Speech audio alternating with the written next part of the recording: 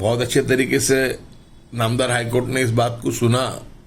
और अपना जो जजमेंट था वो देते हुए उन्होंने कहा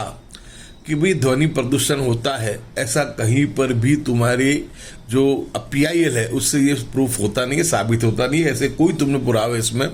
दिए नहीं है। अगर डिसेबल है, ध्वनि प्रदूषण होता है या कोई नुकसान होता है तो इसके वैज्ञानिक कारण आपको रखने चाहिए, जो आप वो वैज्ञानिक कारण रखने में बिल्कुल असफल रहे हो। तो यानी बिल्कुल गैर जिम्मेदाराना तरीके से गैर साइंटिफिक बात करते हुए PIL सिर्फ एक जो ध्रुवीकरण की नफरत की राजनीति को फैलाने के लिए एक ही मजहब की जो है उसको टारगेट करते हुए जो ये काम किया, तो मैं मानता हूं कि ये बहुत गलत तरीके से किया। और बहुत खुशी की बात है कि हमारी न्यायपालिका पे आज भी हमको भरोसा है और नामदार हाईकोर्ट के चीफ जस्टिस ने जिस तरीके से फैसला सुनाया उसमें लोगों की जो है न्याय के प्रति जो है वो आस्था और मजबूत हुई बड़ी है। कानून और व्यवस्था को, संविधान को उत्तर प्रदेश सरकार ने तो बिल्कुल यानी जो समझ लो उसको कि उठा करके रख दिया है।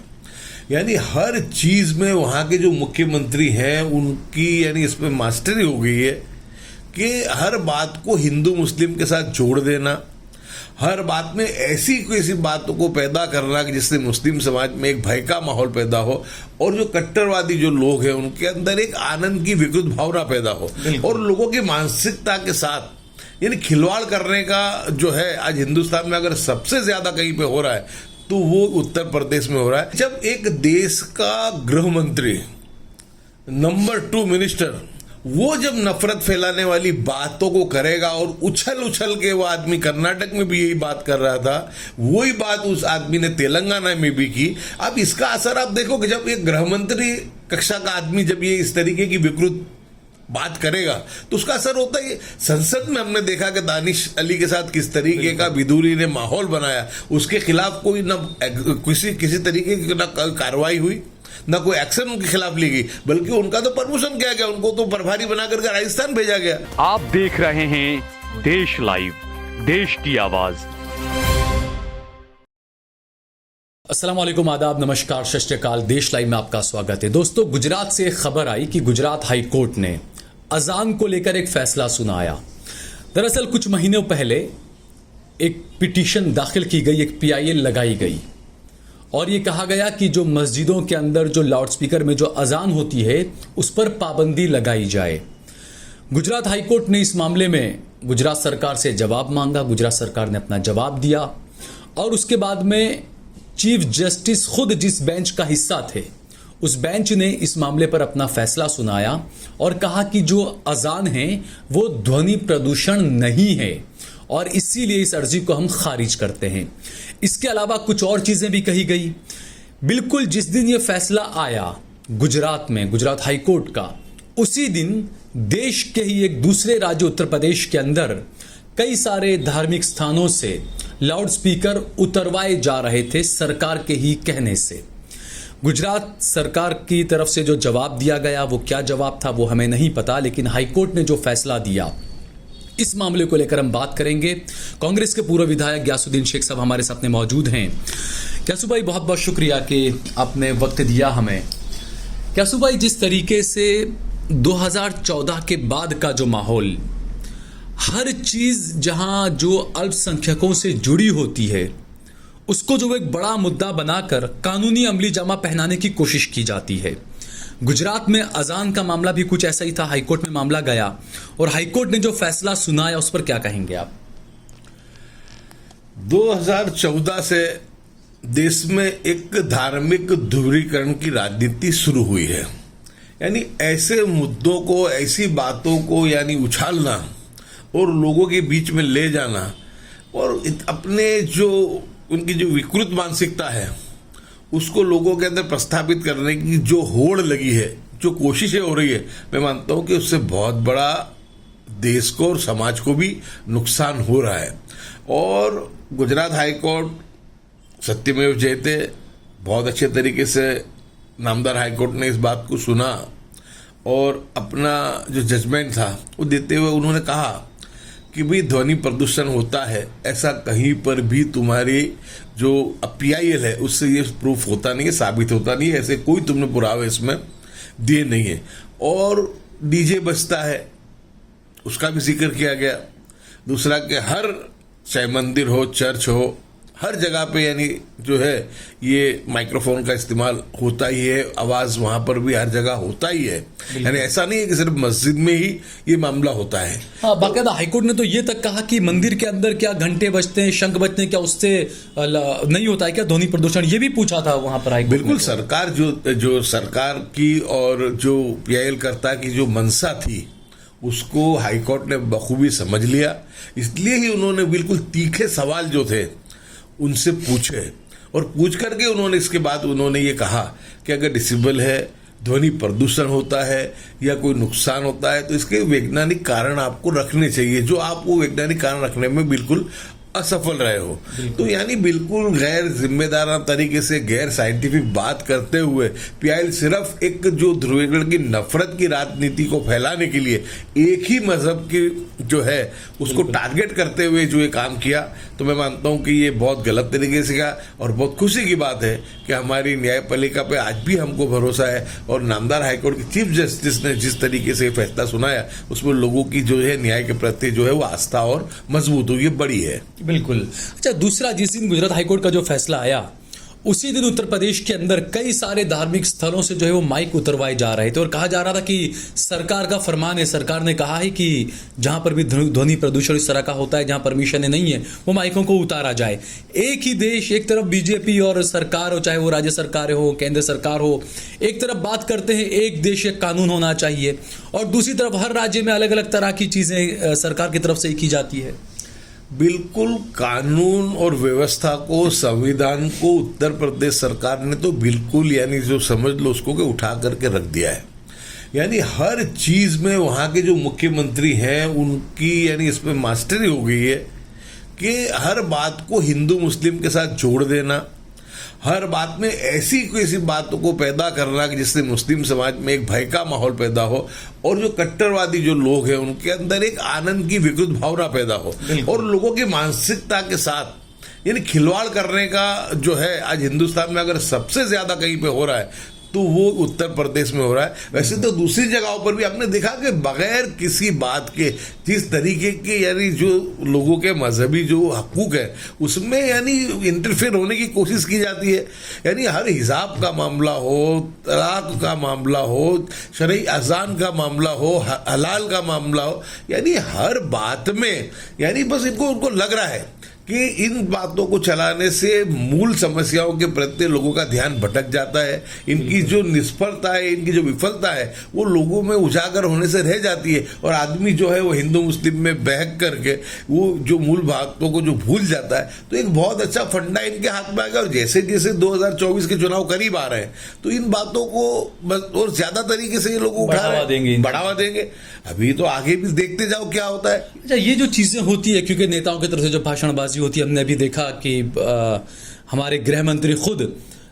तेलंगाना के चुनाव में जाकर कहते हैं कि मुसलमानों से रिजर्वेशन छीन लेंगे, SC/ST को दे देंगे, तमाम चीजें उन्होंने की। तो जो नेताओं के जो भाषण होते हैं जनता पर उसका असर जबरदस्त होता है, चाहे वो नफरत फैलाने वाले भाषण हो, चाहे वो मोहब्बत की दुकान वाले भाषण हो। क्योंकि गुजरात में हमने देखा, आपने खुद ने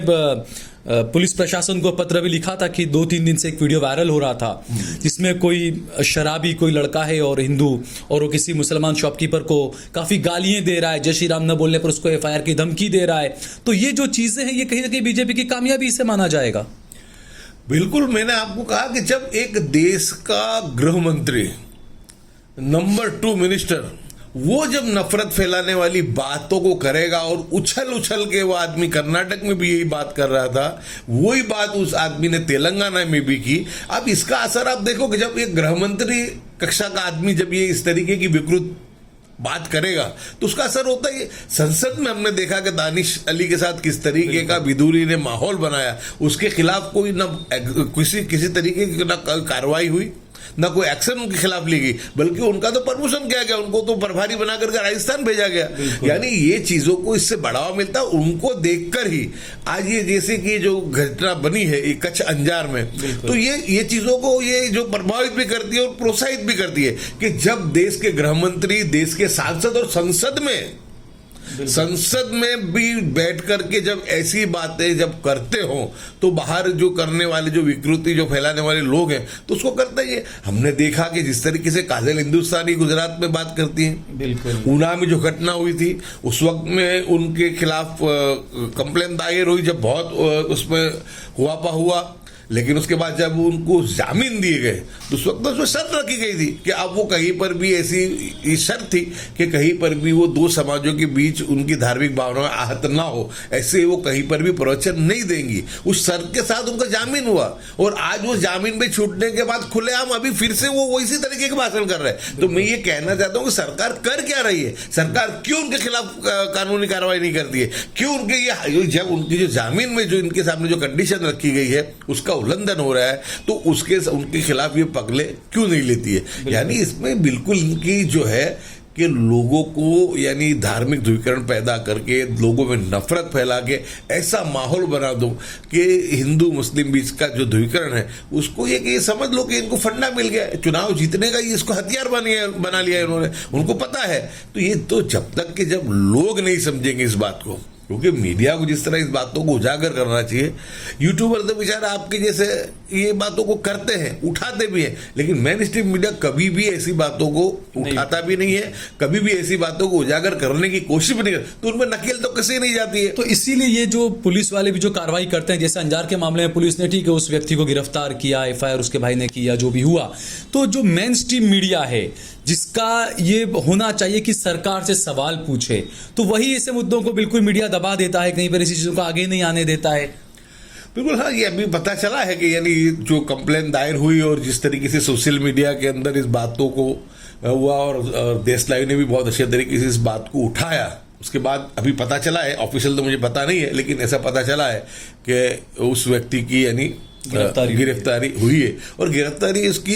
होनी भी चाहिए। लेकिन जिस तरीके से कड़क कानूनी कार्रवाई हो, लोगों को एक मैसेज जाए कि आइंदा कोई ऐसी हिम्मत ना करे, वो ऐसे कोई नहीं होता। जब बहुत इन बातों में हुआपा होता है, जब इस बातों को लेकर के लोगों के अंदर सोशल मीडिया में जब बहुत बात उछल, तो उस वक्त में खाना पूर्ति करने के लिए, सिर्फ ये दिखाने के लिए कि हमने कार्रवाई की है, तो एक सरसरी मामूली तौर से उनके खिलाफ कार्रवाई करके कब उनको धरपकड़ करते हैं,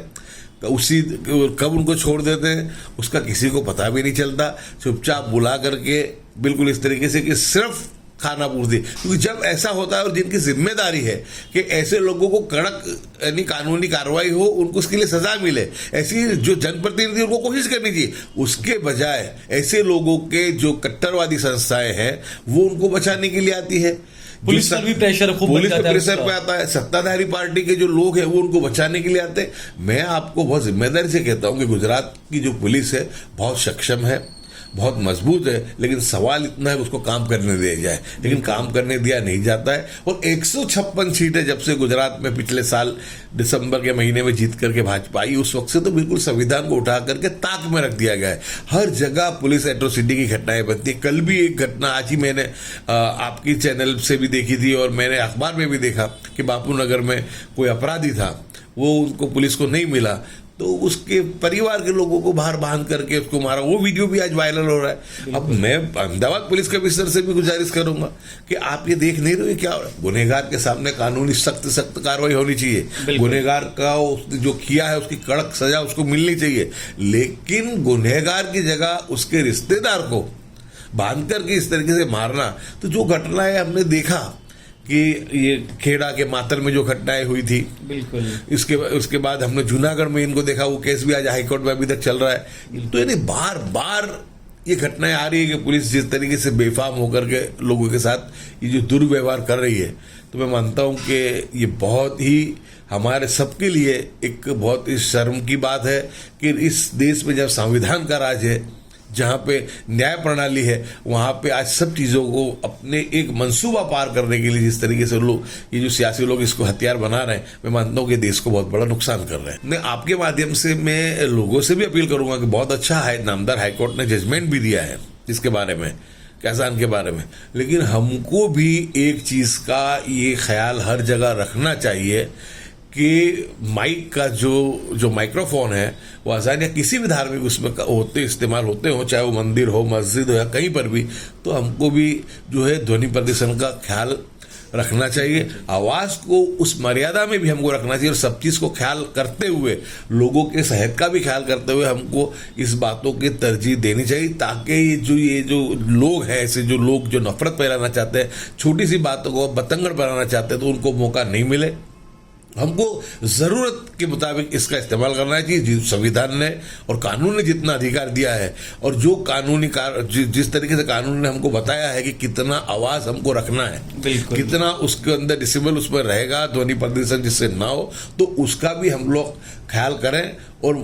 जो माइक्रोफोन है उसका जरूर इस्तेमाल करें, लेकिन उसका इस्तेमाल बिल्कुल न्यायी तरीके से करें। जो सरकार की और नामदार हाईकोर्ट की जो गाइडलाइंस है, सुप्रीम कोर्ट की जो गाइडलाइन है, उसके हम लोग उसके मुताबिक करें। और इसका जो पालन हर जगह पे इसका होना चाहिए, सिर्फ मस्जिदों के लिए नहीं, इसका जो पालन है किसी भी धार्मिक भेदभाव के बगैर, चाहे वो मंदिर हो, मस्जिद हो, चर्च हो, गुरुद्वारा हो, हर जगह इसका हर तरीके से यानी इसका जो है वो संयम के साथ इसका पालन होना चाहिए। ठीक है, बहुत बहुत शुक्रिया।